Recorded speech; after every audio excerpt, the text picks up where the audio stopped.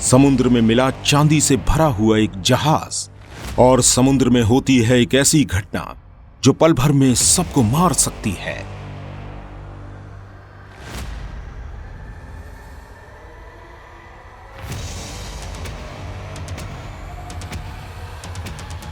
समुद्र हमारी पृथ्वी का सबसे बड़ा और सबसे रहस्यमय हिस्सा, जो हमारी पृथ्वी के लगभग 71% भाग को घेरे हुए है। लेकिन अभी हम इस समुद्र के सिर्फ 5% हिस्से को ही देख पाए हैं। न जाने समुद्र के बारे में कितने ऐसे रहस्य और भी हैं जो अभी तक अनसुलझे हैं। जैसे जैसे मनुष्य इन समुद्रों पर खोज करता जा रहा है, वैसे वैसे ये रहस्य धीरे धीरे सुलझते जा रहे हैं। समुद्र की गहराई में कई सारे ऐसे राज छुपे हुए हैं जो धीरे धीरे करके हमारे सामने आते जा रहे हैं। वैज्ञानिक अक्सर समुद्रों पर रिसर्च करते रहते हैं और नई नई खोजें करके हमें बताते रहते हैं। आज की हमारी इस वीडियो में हम समुद्र में की जाने वाली कुछ ऐसी ही अद्भुत खोजों के बारे में बात करने वाले हैं। वीडियो बहुत इंटरेस्टिंग होने वाली है, इसलिए वीडियो को आखिर तक जरूर देखिएगा। दोस्तों, अक्सर आपने सुना होगा कि समुद्र की गहराइयों में कई सारे जहाज डूब जाते हैं जो हमारे खोजकर्ताओं को समय समय पर मिलते रहते हैं। लेकिन क्या कभी आपने सुना है कि कोई ट्रेन समुद्र में डूब गई हो? खोजकर्ताओं को समुद्र की 90 फीट की गहराई में ट्रेन के 2 इंजन मिले। ये इंजन सन 1985 में न्यू जर्सी के समुद्र में मिले थे। ये दोनों स्टीम इंजन पॉल हेल्पर नाम के एक शख्स को मिले थे। जब इन इंजनों पर रिसर्च करी गई तो पता चला ये इंजन 222T मॉडल के थे, जिन्हें लगभग सन 1850 में बनाया गया था। इन इंजनों का वजन लगभग 15 टन के करीब था। रिसर्च के बाद यह भी बताया गया कि इन इंजनों का निर्माण होने के कुछ दिन बाद ही ये इंजन समुद्र की गहराइयों में समा गए थे। लेकिन आखिर कैसे ये समुद्र में डूबे थे, इसके बारे में किसी को कोई जानकारी नहीं है। किसी को नहीं पता कि आखिर इतने बड़े ट्रेन के इंजन समुद्र में कहां से आ गए। Apollo 11 engine. दोस्तों, अपोलो मिशन के बारे में तो आप सभी जानते होंगे।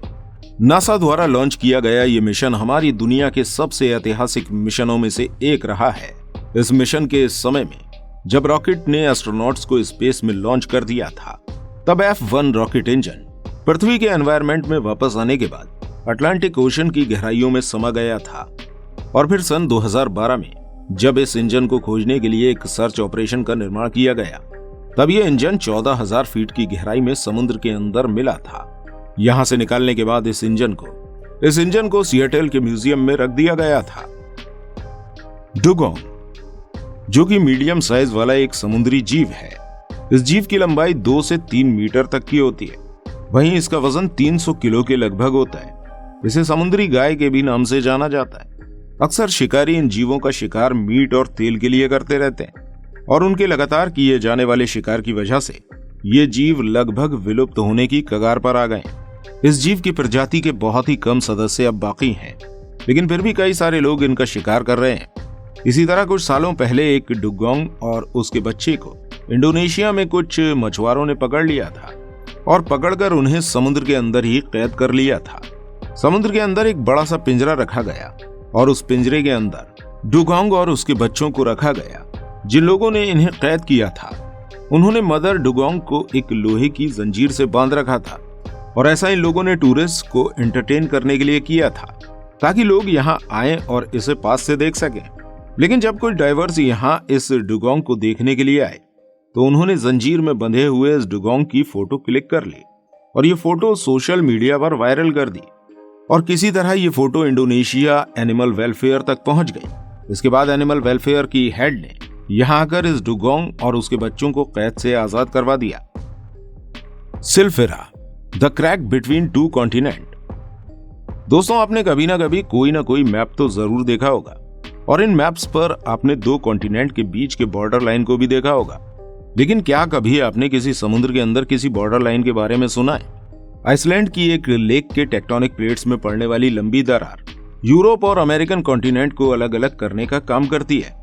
इस समुद्र में पड़ी हुई ये सिल्फेरा की दरार काफी ज्यादा आश्चर्यजनक है। ये जगह डाइवर्स के लिए एक टूरिस्ट प्लेस भी बनी हुई है। इस दरार की गहराई 60 मीटर के लगभग है, लेकिन डाइवर्स को यहाँ सिर्फ 18 मीटर तक की गहराई तक जाने की इजाजत है।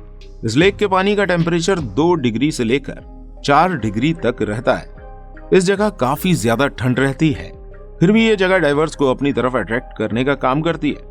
पूरी दुनिया में सिल्फिरा क्रैक ही ऐसी जगह है जहां दो कॉन्टिनेंट के बीच डाइविंग की जा सकती है। इसके अलावा ये क्रैक हर साल 2 सेंटीमीटर तक खिसक भी रही है, यानी कि बड़ी होती जा रही है। द पर्पल ब्लॉब ये देखने में कुछ कुछ एक चमकदार और कीमती पत्थर के जैसा लगता है, लेकिन असल में ये कोई पत्थर नहीं है, बल्कि एक लिविंग ऑर्गेनिज्म है। और ये लिविंग ऑर्गेनिज्म हमारे वैज्ञानिकों को पैसिफिक ओशन की गहराइयों में मिला है। ये क्रिएचर सन 2016 में किए जाने वाले रोबोट एक्सप्लोरेशन के दौरान वैज्ञानिकों को मिला था। कुछ वैज्ञानिकों का कहना है कि ये समुद्र का एक नया ऑर्गेनिज्म है। वहीं कुछ वैज्ञानिकों का यह भी कहना है कि ये ट्यूनिकेट नाम के ऑर्गेनिज्म का छोटा रूप है। इसके अलावा कुछ वैज्ञानिकों का कहना है कि ये किसी क्रिएचर का अंडा है। इस पर अभी रिसर्च चल रही है। रिसर्च पूरी होने के बाद ही बताया जा सकता है कि आखिर चमकने वाली ये चीज है क्या। बाल्टिक सी एनोमली इसे सोनार इमेज की हेल्प से ढूंढा गया था और इसे खोजने वाले व्यक्ति का नाम था पीटर लैम्पर। जब इसे ढूंढा गया तो यह देखने में बिल्कुल एक एलियन शिप की तरह लग रहा था। बात की जाए इस ऑब्जेक्ट की डायामीटर की, तो इसका डायामीटर लगभग 200 फीट था। यह बिल्कुल अननेचुरल लग रहा था और इसी वजह से लोग इसे स्पेसशिप कह रहे थे। जब इस ऑब्जेक्ट के बारे में पता चला और दूसरी टीम इस ऑब्जेक्ट के ऊपर रिसर्च करने के लिए यहां पहुंचती है, तो इस टीम की सभी मशीनों ने इस ऑब्जेक्ट के पास पहुंचते ही काम करना बंद कर दिया था। वो इस ऑब्जेक्ट का कोई भी फोटो और सैंपल नहीं ले पाए थे। ऐसा होने के बाद लोग और भी ज्यादा ये मानने लगे कि ये एलियन शिप ही है। लेकिन फिर साल 2012 में ओशियन एक्स की एक और टीम इस ऑब्जेक्ट पर रिसर्च करने के लिए यहां पहुंचती है। ये टीम इसके पास पहुंच गई और उसने इस ऑब्जेक्ट के कुछ सैंपल्स लिए, जिस पर रिसर्च के बाद पता चला कि इस ऑब्जेक्ट में ग्रेनाइट और सैंडस्टोन भी मौजूद है, जिसे देखकर ये बात साफ हो गई कि ये एक नेचुरल ऑब्जेक्ट है और इसका ये शेप ग्लेशियर और पोस्ट ग्लेशियर प्रोसेस की वजह से हुआ है। दुनिया का सबसे पुराना शिप, ये शिप बुल्गारिया के ब्लैक सी में मिला है। बताया जा रहा है कि ये दुनिया का सबसे पुराना जहाज है और ये आज से लगभग 2400 साल पहले का है।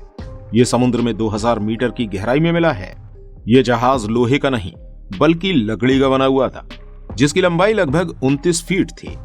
इस जहाज की लकड़ी अब तक सही सलामत इस वजह से बची हुई है क्योंकि ये जहाज समुद्र की जिस जगह पर समाया हुआ है वहां ऑक्सीजन की बहुत ज्यादा कमी है और इसी वजह से ये लकड़ी अच्छी तरह प्रिजर्व हो गई है। आइसी फिंगर ऑफ डेथ, असल में समुद्र के अंदर एक अजीब तरह की घटना होती है।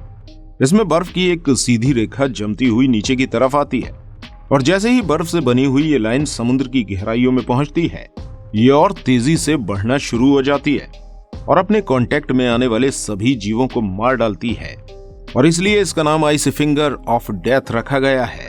इस वाकये को बीबीसी ने अपने कैमरे के जरिए रिकॉर्ड किया था। इस बारे में वैज्ञानिकों का कहना है कि समुद्र में ऊपर की सतह और नीचे की सतह के तापमान में बहुत ज्यादा अंतर होता है और इसी अंतर की वजह से ये बर्फ की लाइन जानलेवा बन जाती है।